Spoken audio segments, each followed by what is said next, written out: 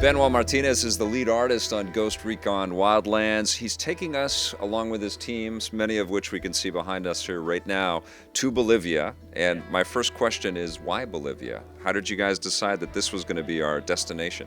Oh, it was a perfect location for this game.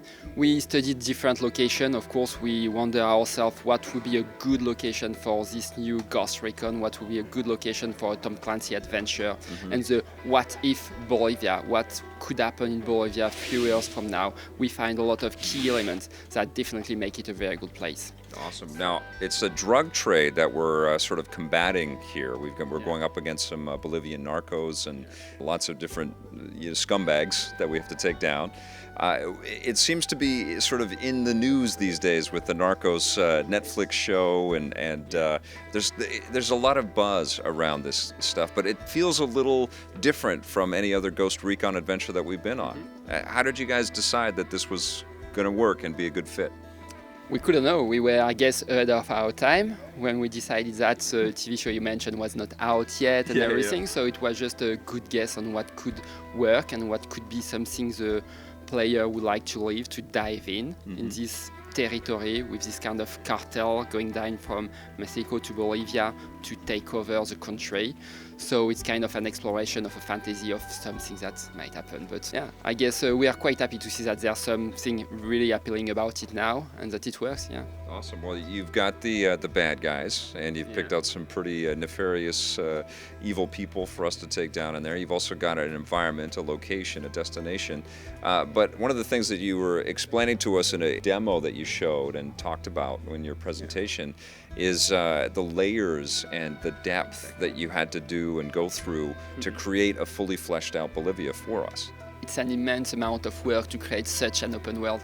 So we had to be very careful about the process, how we gathered all the material, all the reference, how we went to Bolivia to actually see the place, take thousands of pictures, and then decided what tool do we need, how do we want to proceed to build that ground to top from the bottom layer, the terrain, and sculpt the terrain and create the right tool to create such a massive open world.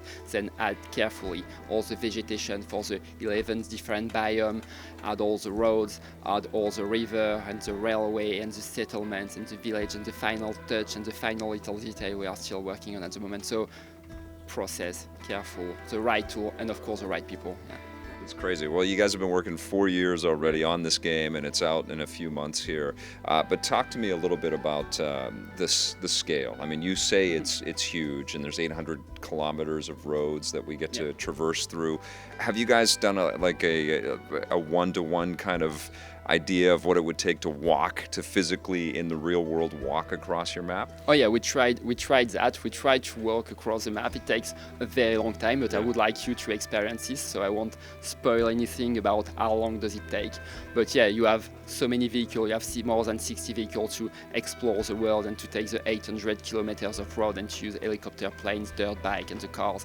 And yes, it's 11 biomes, all different with all specific landmarks, specific location. You can see all of that from the air and having all the lights that turn on at night, but you can also explore from the ground and find the little detail, enter the building, enter houses and find the NPC. So for us, from the beginning, it was having detail from the smallest rock, from one grass blade to the mountain, and to build the tool and the tool chain and everything, we need to recreate that and to be able to have such amount of control on what we create.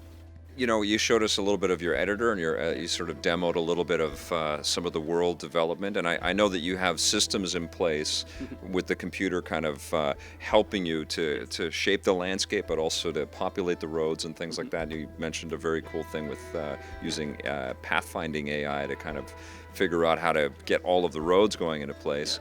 But it looked to me like almost like you guys created the Peter Molyneux populous game to begin with planting trees and building mountains and doing all kinds of stuff. But that's not even the game. That's just to let you build the game, right? That's your first step. Yeah, but in some way, for us, building this game, it's our game. It's how we play to be God and to define everything, define our own rules, define the logic of the world, how this world gonna work. Even before starting to actually work on it, we have to figure out everything, figure out all the location, what it's gonna look. But then the fact of really creating it and really exploring it day after day, weeks after week, years after years. The first time we just put vehicle on the map, it was just an amazing experience, just being able to travel, use the dirt bike, experience the jump and everything.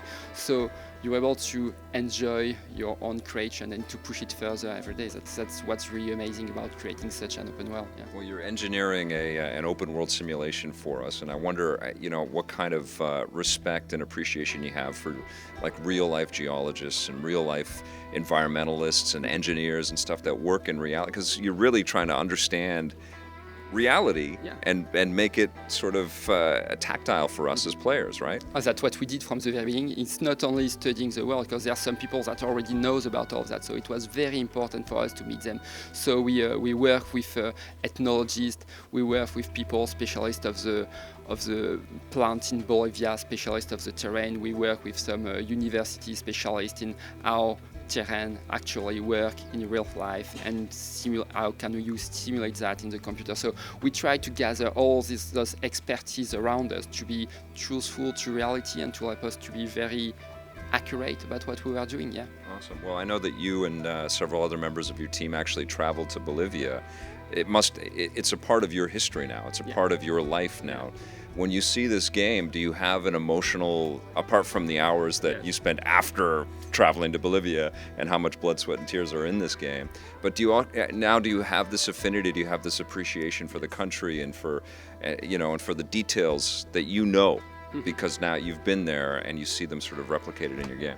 It was very important for us to be, from the very beginning, to be truthful to whatever we've seen, because it was a very emotional trip. We've been very touched by what we seen, the people we met, the beautiful country we've been able to discover. It was a great chance of us. So we had to treat this material with a lot of respect. And now we have the game.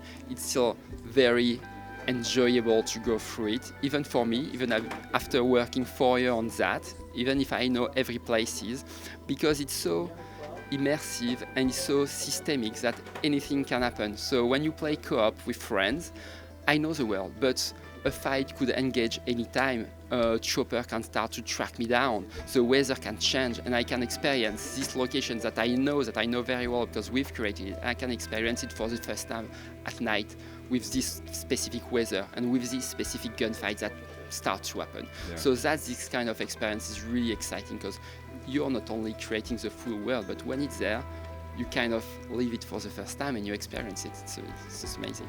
I guess that's one of the fine lines you have to walk as game developers, is you kind of have to make it, especially Tom Clancy game developers, you have to make it feel plausible and possible and dangerous. Yeah. Are you, as a team, concerned about sensitivities from the Bolivian people when they see a game like this?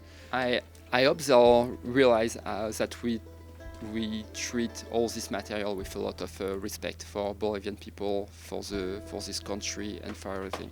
I don't think we do any harm from Bolivia. We've already heard from people playing the game early that it's an amazing things to discover Bolivia, and that people who play the game will actually enjoy to go there as a tourist and to discover the place for real. So I hope it will have this effect on people, that after that they will really feel they've been to Bolivia a bit and they would like to go for real. Yeah. That's awesome. Well, take us into the open world nature of development like this, because I know there are lots of people that watch videos like ours that want to be game developers. But one of the things that was very fascinating in the presentation that you gave us is that you talked about the layers of design and creation. Take us through those layers. I think it's trying to be analytic about what you're going to create and how does it work. So when you have to create a big world, a big, huge open world like that, it's about finding all the layers and have the right process and put things in the right order. So we had to start 4 years ago. We started to create the ground for the world map, so define all the mountain at the larger scale, then started to have the river to flow and curve the river and be careful to all of that to be very consistent. Then we put all the vegetation across all the landscape for all the different biomes and all the texture for all the different biomes to have already this feeling to navigate through a raw country with no life, no human, no NPC, nothing, no village, no roads, but it could exist.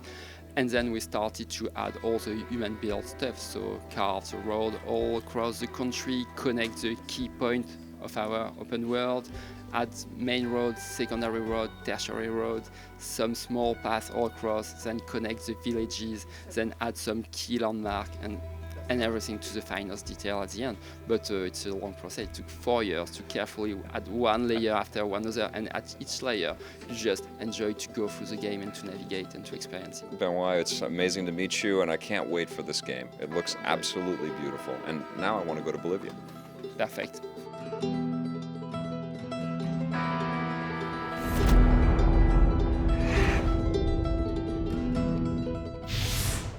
Hey, thanks for checking out that video on our EPN channel. It's just one small part of the things that we make around here. So if you liked it, don't forget to check out some of our other vids and hit that subscribe button.